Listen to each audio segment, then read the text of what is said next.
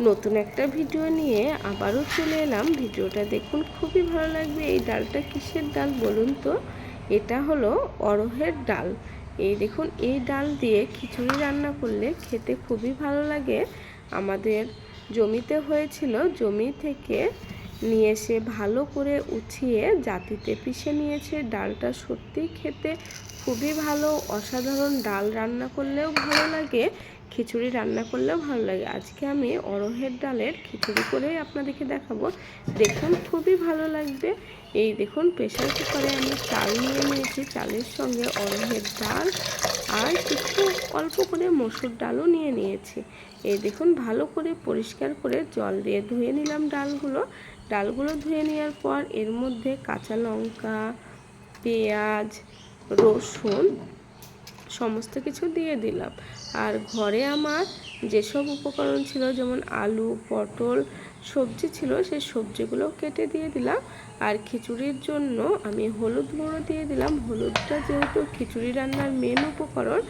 আর লবণ, ধনে গুঁড়ো, জিরে গুঁড়ো আর খাঁটি সরিষার তেল দিয়ে আমি এইভাবে হাত দিয়ে মাখিয়ে খিচুড়ি রান্না করব। কি বলবো, খিচুড়িটা খেতে খুবই সুন্দর লাগে আর খুবই ভালো টেস্ট হয় অড়হরের ডালের খিচুড়ি। আমার ঘরে কিছু চীনা বাদামও ছিল, বাদামটাও দিয়ে দিলাম। খিচুড়ির সঙ্গে বাদামও ভালো লাগে খেতে। এই দেখুন, আমি প্রেসার কুকারের ঢাকনা মেরে আমি গ্যাসে বসিয়ে দিলাম। দুটো সিটি মারলে খিচুড়ি আমার রেডি হয়ে গেল। এবার আমি মশলাটাও করে নিলাম খিচুড়িতে দেওয়ার জন্য। মশলার জন্য জিরে, পেঁয়াজ, 2 টুকরো রসুন, এলাচ ভালো করে আমি শিলনোড়ায় বেটে নিলাম।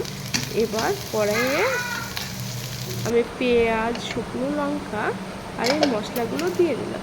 এদিকে আমার খিচুড়িও রেডি হয়ে গিয়েছে। ঢাকনাটা সরিয়ে দিচ্ছি। খিচুড়িটা খুব সুন্দর কালার চলে এসেছে। খিচুড়িটা আমার হয়েও গিয়েছে। এইভাবেও খিচুড়িটা খাওয়া যেতে পারে। আমি একটু তেলামো করব। তেলামো করলে আমার খুবই ভালো লাগে, সেই জন্য আপনারা চাইলে নাও করতে পারেন।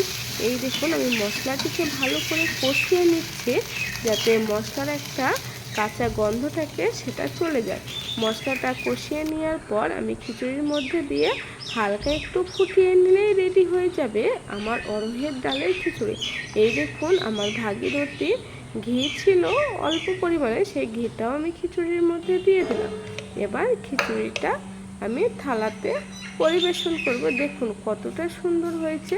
সত্যি কথা বলতে খিচুড়িটা খেতেও দুর্দান্ত হয়েছে, খুবই টেস্ট। আর খিচুড়ির সঙ্গে তো আমার আলু মাখা লাগবে, সেই জন্য 2টো আলু ছানা করার জন্য দিয়ে দিয়েছিলাম সিদ্ধ করতে। আলুটা হয়ে গিয়েছে। এই দেখুন কত সুন্দর সিদ্ধ হয়েছে। শুকনো লঙ্কা দিয়ে আলুটাকে আমি ঝাল ঝাল করে মেখে নিলাম। এইভাবে ঝাল ঝাল আলু মাখা আপনাদের কাদের কাদের পছন্দ অবশ্যই কমেন্টে জানাবেন।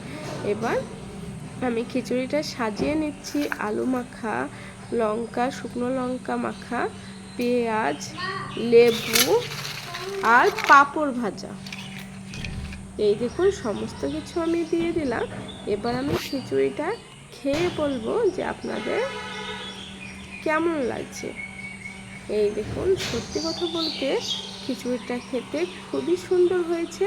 আপনারা অবশ্যই একবার অড়হরের ডালের খিচুড়ি রান্না করে দেখবেন, খেতে খুবই সুন্দর হবে, দুর্দান্ত। খুবই ভালো লাগছিল খেতে। কিছু আমি লেবুর রস দিয়ে দিলাম, রস দিয়েও খেয়ে দেখছি, খেতে সত্যিই খুবই ভালো।